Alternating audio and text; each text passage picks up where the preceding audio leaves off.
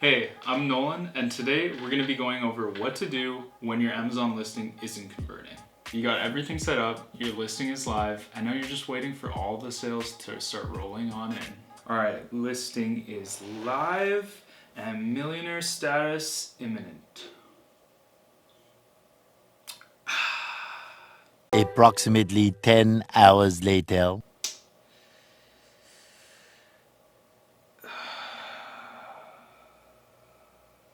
But then you wait, and you wait, and you wait, and you still don't see any sales. So why isn't your listing converting? Mom, what's going on? You said you were gonna buy one.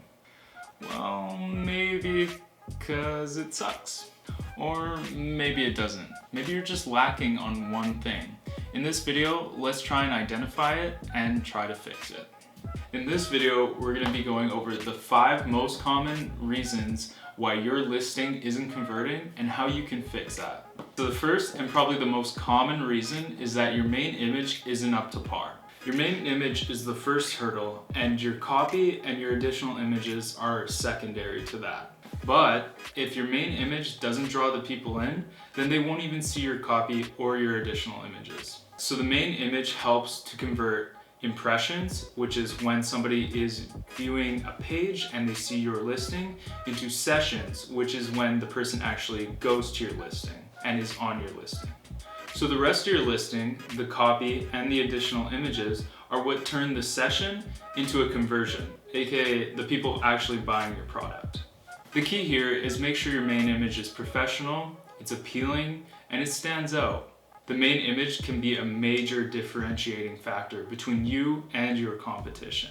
So if you need help with your copy or your additional images, you can contact AMZ One Step. In fact, you're actually on an AMZ One Step video right now. So why don't you head on over to our website?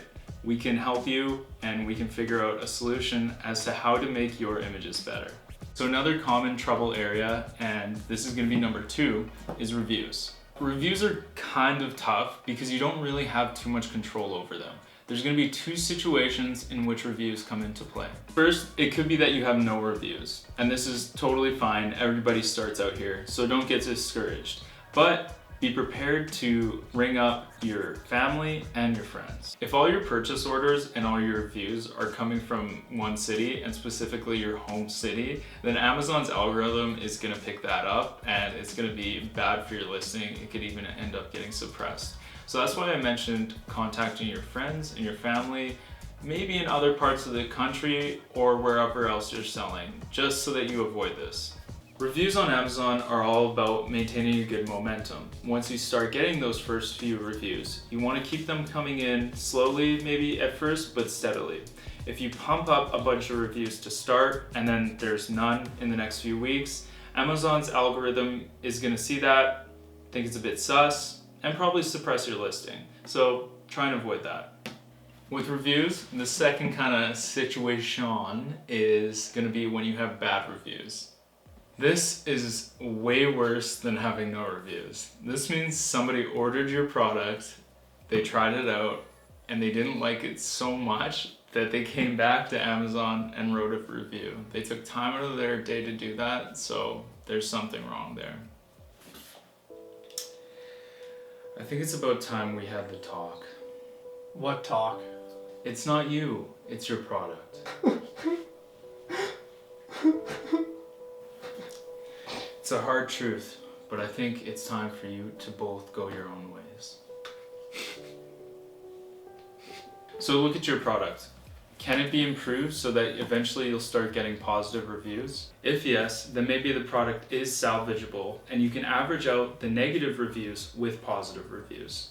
If the product is low quality, it can't be improved, and you got into it just to make a quick buck while the product type was trendy, it might be time to let it go. Alright, so number 3, let's talk about price. Contrary to popular belief, a price reduction isn't always the right answer. It could be that your product is priced too high. Or it could be that your product isn't priced high enough.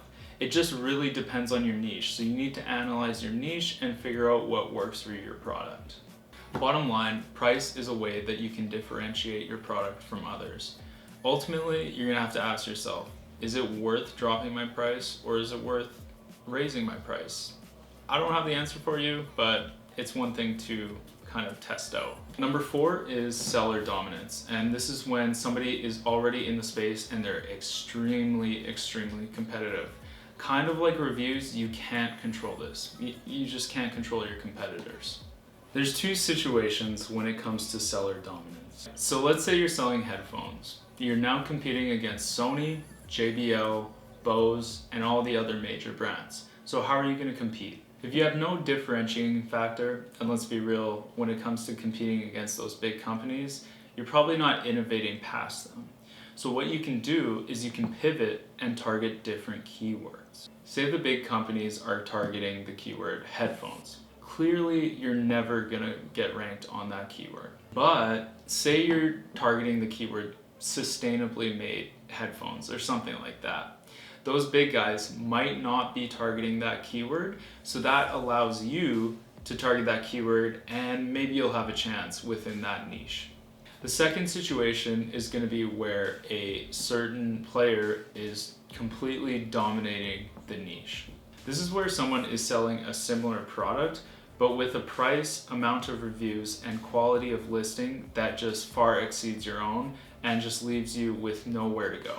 I would try pivoting as hard as possible. Like I said, targeting those keywords that are a bit more niche, but are still relevant to your product.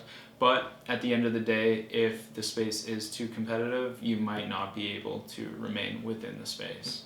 Number 5, prime eligibility. Now, this point may not be as detrimental to your listing as the points listed before this, but it still can play a part. I know when I'm personally shopping for maybe like a laptop charger or something like that, I'm pretty indifferent on what the brand is going to be.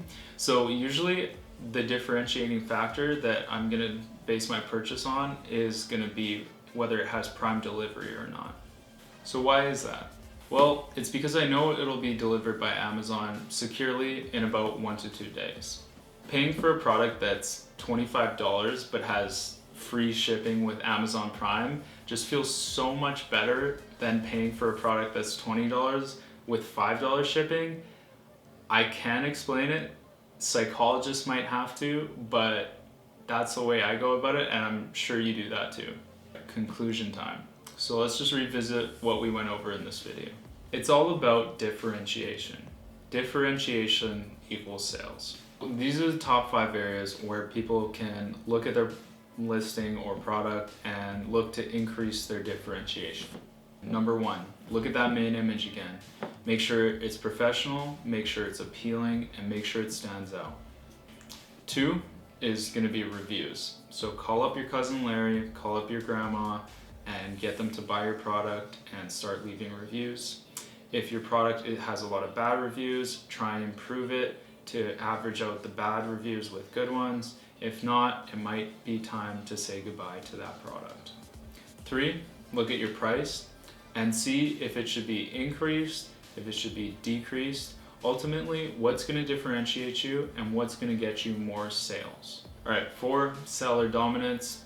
Like I said, target those keywords that the big dogs aren't targeting in your niche.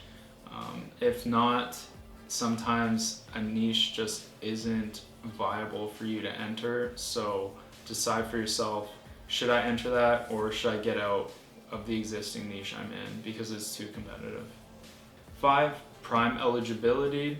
So this could be another way that you can differentiate yourself, and you might see those sales roll in because people like to get their shipping for free. Of course, there may be other reasons why your listing isn't converting. I just wanted to cover 5 of the most common things that you can look at and maybe change up a little bit to help your listing start converting.